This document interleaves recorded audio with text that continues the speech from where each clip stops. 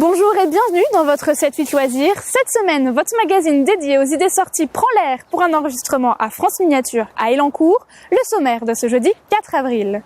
Après un repos hivernal bien mérité, le parc aux 117 maquettes s'apprête à démarrer une nouvelle saison.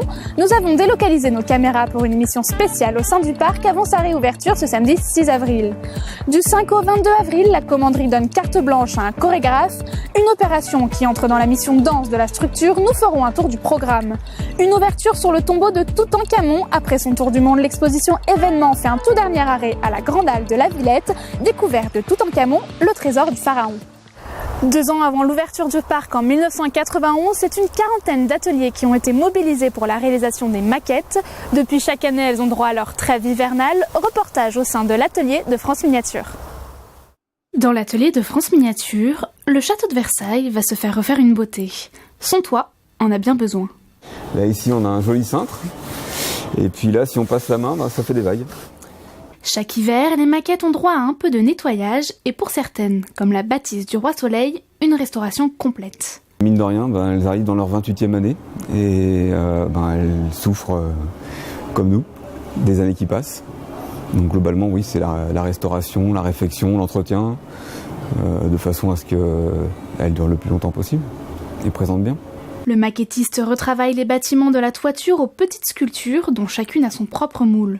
Important chantier en cours, la création de 250 orangers pour le parc du château. Il faut aussi qu'on trouve des matériaux qui soient durables dans le temps. On a essayé pas mal de choses, notamment les fleurs artificielles, mais ça vieillit pas très bien assez rapidement, ça cuit au soleil. Et les meilleurs résultats sont obtenus avec le gazon artificiel, qui est un de nos alliés sur le parc. Plus loin, les maquettes passent par l'atelier couleur. Le peintre décorateur reprend minutieusement le toit de l'abbaye Saint-Antoine. Donc je pose d'abord le vert, ensuite je vais poser le rouge en bande large, et ensuite le noir va s'appuyer sur le rouge. Ce qu'il faut, c'est que les 4 bandes aient à peu près la même épaisseur et qu'elles soient bien dirigées. Les maquettes sont rénovées mais doivent conserver un aspect vieilli par le temps, comme leur modèle d'origine. Plus qu'un travail de couleur, c'est un travail de matière. Pour cela, il faut jouer avec toutes sortes d'ingrédients magiques conservés dans des bocaux.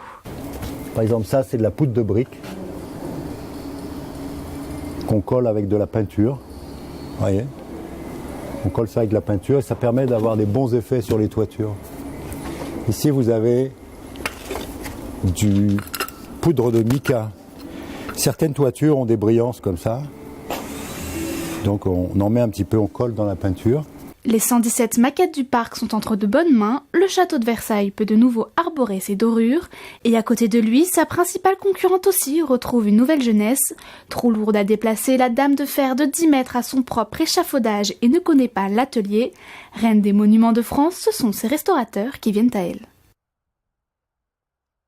C'est donc sous cette tour Eiffel que je retrouve Fabrice Lalour, le directeur du parc. Bonjour. Bonjour. Alors là, elle est fraîchement rénovée. D'ailleurs, son modèle original vient de fêter ses 130 ans. Ici, elle est plus jeune et elle a eu un droit à un traitement spécial quand elle est arrivée. Ça, elle arrive en 91, évidemment, c'est un monument phare de France Miniature. Elle est arrivée dès l'ouverture. Et le monument pèse 3 tonnes, donc c'est un peu compliqué de le faire entrer sur les allées. Donc on l'a découpé en 3 morceaux et puis elle est arrivée par hélicoptère. Donc c'est par hélicoptère qu'elle a été posée sur le centre du parc. Donc là, on l'a vu dans le reportage. Elle est restée sur place pour sa restauration. Qu'est-ce qui lui est arrivé exactement ? Alors, il lui a fallu un petit lifting parce que c'est vrai qu'avec le temps, les couleurs se défraîchissent un petit peu, elles pâlissent. Et du coup, on l'a complètement repeinte aux vraies couleurs de la Tour Eiffel. C'est le brun Tour Eiffel qui est peint sur la Tour Eiffel en miniature. C'est une restauration que vous faites à peu près tous les 10 ans, c'est ça ? C'est ça. Tous les 10 ans à peu près, il faut la reprendre parce que la peinture, encore une fois, se défraîchit un petit peu avec le temps, avec les UV, parce que c'est évidemment le soleil qui la dégrade davantage encore que la pluie ou la grêle. Donc si on reprend un peu l'histoire du parc, sa création, on la doit à 2 hommes, l'un passionné de maquettes, l'autre de petits trains. C'est ça, celui qui était passionné de petits trains et cherchait à réaliser un parc d'attractions, un parc miniature, et le second, lui, faisait des études sur l'ouverture, la possibilité d'ouvrir un parc d'attractions. C'était son dossier de fin d'études, et les deux ont fusionné leurs idées, et c'est comme ça que France Miniature a vu le jour en 1991. Donc là, aujourd'hui, on l'a dit, c'est 117 monuments sur un terrain de 5 hectares en forme d'hexagone, en forme de France. Combien vous avez de visites à peu près par an? Alors ça fluctue évidemment d'une saison sur l'autre. France Miniature est en nette progression ces dernières années. On a accueilli l'année dernière 195 000 visiteurs et avec un objectif de passer la barre des 200 000 visiteurs cette année. Pour remplir cet objectif, il y a des nouveautés, des choses qui sont mises en place? Chaque année, il y a des nouveautés, il y a des nouveaux calendriers d'animation tout le long de la saison avec des chasses sur Pâques, des découvertes autour des abeilles, Halloween, enfin donc, tout un calendrier qui ponctue la saison de France Miniature. Mais on a une grosse actualité également cette année avec une nouveauté indoor qui est un acrobranche, le cirque des zinzins qui va permettre aux enfants de passer d'atelier en atelier et de franchir des obstacles en hauteur. Oui, parce que ça, on l'a dit, le parc, c'est pas qu'une balade, il y a aussi un espace jeu. Même au sein de la balade, vous faites des choses assez ludiques et didactiques. Il y a également des activités qui sont proposées qui ponctuent le circuit de visite. Donc il y a 14 ateliers sur le circuit de visite. On permet à nos visiteurs sur Marseille de déplacer des containers par exemple et de répondre à des petites questions. Faire des lâchers d'eau sur un barrage pour voir la production d'électricité. Et puis il y a également une grotte qui permet aux enfants de dessiner sur les murs des peintures rupestres. Une France Miniature, c'est ouvert à qui? Vous accueillez qui? Alors c'est principalement des familles avec enfants, mais c'est vraiment tout public, c'est vraiment une promenade familiale. Donc là, la réouverture, c'est ce week-end. Tout est prêt? Alors tout est prêt pour le 6 avril. Il y a encore évidemment des ajustements. On est en quelques jours encore de l'ouverture. Chaque saison, jusqu'au dernier moment, on passe les derniers coups de pinceau et les maquettes sortent au dernier moment. Mais on sera prêt pour une levée de rideau le 6 avril. Donc il ne me reste plus qu'à vous souhaiter une bonne saison 2019. Merci de nous avoir accueillis sur le parc. Merci à vous. Et si vous voulez retrouver plus d'informations sur France Miniature pour la billetterie, etc., c'est sur le site internet.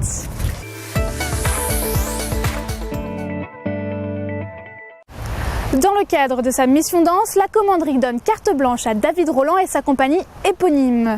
Sur le thème de la construction et la déconstruction, il investit les lieux du 5 au 22 avril, au programme de la danse bien sûr, mais aussi une exposition dont le vernissage aura lieu le premier jour. Particularité du chorégraphe, des spectacles participatifs où le spectateur est invité à devenir acteur. Son spectacle Happy Manif, créé en 2011, prend la forme d'une déambulation audio-guidée, un jeu de rôle grandeur nature. Vous pouvez en retrouver plusieurs tout au long de sa carte blanche. Ce qui m'a inspiré dans ce lieu, c'est à la fois bien sûr son histoire, les Templiers, le fait que ça devienne une ferme, puis un lieu de résidence pour des plasticiens, et puis ce qui s'y fait aujourd'hui grâce à ces 4 départements missionnés sur la danse, les itinéraires poétiques, la science et les arts visuels. Un peu plus loin, mais toujours en plein air, direction l'île de loisirs de Saint-Quentin en Yvelines. Pour la 3e année consécutive, des portes ouvertes sont organisées. Elles ont lieu ce week-end des 6 et 7 avril. Escape game grandeur nature, initiation au paddle et saut à l'élastique inversé, les activités seront nombreuses. Retrouvez le programme sur le site internet de Saint-Quentin en Yvelines. Promouvoir le savoir-faire et les créations artisanales, c'est l'objectif de l'association La Révolution du fait main. Ce samedi 6 avril, ces 2 créatrices organisent leur 2e édition du Printemps des créateurs. Plus de 60 exposants, la plupart des Yvelines, seront présents au Carré de la Marée, place du marché Notre-Dame à Versailles. Des grandes gueules du cinéma aux yeux d'Elsa, c'est votre rubrique dans les salles saint-quentinoises de Patrick Jacques de Dixmude. Dans vos salles de Saint-Quentin en Yvelines cette semaine, vous retrouverez le festival Play It Again. C'est un festival qui a pour but de mettre en valeur les films du patrimoine qui ressortent chaque année dans les salles de cinéma françaises. Cette année, le Grenier à sel de Trappes, le Ciné 7 à Elancourt et nous à Saint-Cyr-l'École au cinéma Les Yeux d'Elsa, nous reprenons un certain nombre de films qu'on a choisis dans un catalogue. Alors évidemment, on peut pas tous les reprendre. Nous, ici, ce sera des grands anciens fondamentaux comme La Strada ou Monica, mais aussi des films plus précieux comme Breaking Away, Olivia, un film vraiment à découvrir, Le vieil homme et l'enfant, ou alors Les Grandes Gueules de Robert Enrico. Nous, on a décidé de mettre en avant ce film-là cette année. Les Grandes Gueules, c'est le 2e long métrage de Robert Enrico. Il commence tout juste sa carrière. Tout le monde connaît Robert Enrico pour Le Vieux Fusil, évidemment, pour O, pour des films comme cela. Là, c'est vraiment le tout démarrage de sa carrière. Et dès le démarrage de sa carrière, il va réunir Lino Ventura, Bourvil, pour faire un film de truand, un film de travail, un film qui se passe au cœur des Vosges, un film d'hommes, comme on en faisait vraiment beaucoup à cette époque-là, où il y a des gueules qui se retrouvent. Et moi, je vous propose de venir retrouver ces gueules-là au cinéma Les Yeux d'Elsa le 12 avril. Et puis, j'essaierai de vous en dire un peu plus. Il y aura même un petit bonus, le court-métrage La Rivière du Hibou de Robert Enrico. Je vous attends nombreux le 12 avril et pendant toute la période du festival Play It Again dans les salles de Saint-Quentin en Yvelines.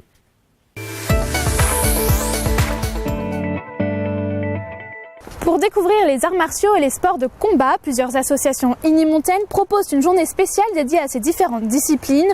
Une deuxième édition qui répond au succès de la précédente. Pour vous exercer au high kick, c'est ce samedi 6 avril au centre sportif Pierre de Coubertin. Ce dimanche 7 avril à partir de 9h15, vous pourrez vous dégourdir les jambes avec la 25e édition de la Guy en course. 3 courses pour les enfants et un 10 km au départ du gymnase des droits de l'homme. 500 participants sont attendus. Vous le voyez derrière moi, depuis le pont du Gard, je vous amène au pays des pyramides. Le 4 novembre 1922, deux Britanniques découvraient la tombe de Toutankhamon. À découverte exceptionnelle, exposition spéciale. Toutankhamon, le trésor du pharaon, est à découvrir à la Grande Halle de la Villette. Reportage de Maëlys Kerouas de nos confrères via Grand Paris.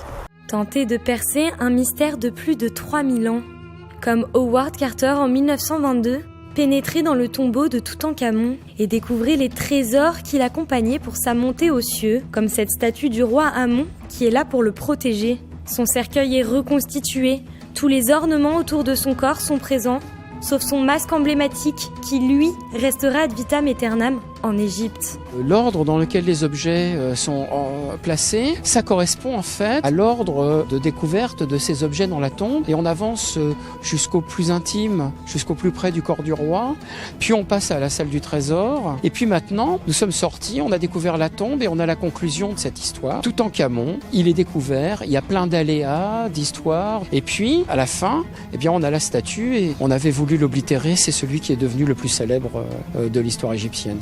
C'est une chance unique de découvrir 150 objets prêtés par le musée du Caire avant la fin de sa construction, comme son lit et ses armes fétiches, ou encore ici son arc et son bouclier. Une multitude de statuettes à son effigie est également présentée.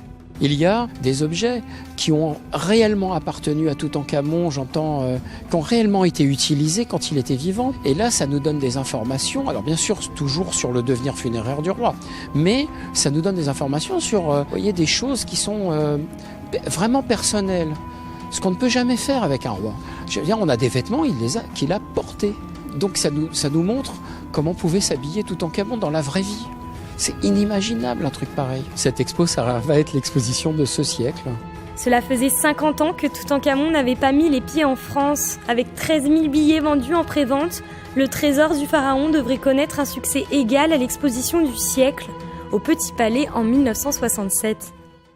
Et c'est la fin de ce numéro. Le 7-8 Loisirs rentre à la rédaction. Bonne semaine sur TV78.